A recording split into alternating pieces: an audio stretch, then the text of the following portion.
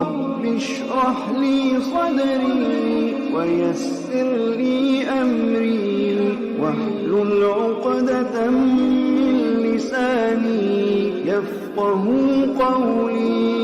बिस्मिल्लाहिर्रहमानिर्रहीम। एफएस वज़ाइफ की प्यारे बहन भाइयों, अस्सलामु अलैकुम। उम्मीद करते हैं कि आप सब लोग खैर व आफियत से होंगे। आज की इस वीडियो में हम आपके साथ सूरह इखलास का इंतहाई ताकतवर और मुजर्रिब अमल शेयर करेंगे। अगर आपको कोई भी मसला हो, घरेलू हो या कारोबारी हो, दफ्तरी हो या ज़मीन का मसला हो, रोजाना किसी भी वक्त इस अमल को करें तो आपकी ज़िंदगी की तमाम मुश्किलात, तमाम परेशानियाँ इस अमल के करने की वजह से हल हो जाएंगी। सूरह इखलास को पढ़ने के बेशुमार फ़वाइद हैं। ये सूरत बहुत से रूहानी, जिस्मानी और ज़हनी परेशानियों से निजात हासिल करने का अक्सर दर्जा रखती है। इस अमल को अगर आप रोजाना पढ़ते हैं तो आपकी तमाम मुश्किलात इंशाअल्लाह ताला खत्म हो जाएंगी। दुखों, गमों और परेशानियों से निजात हासिल होगी।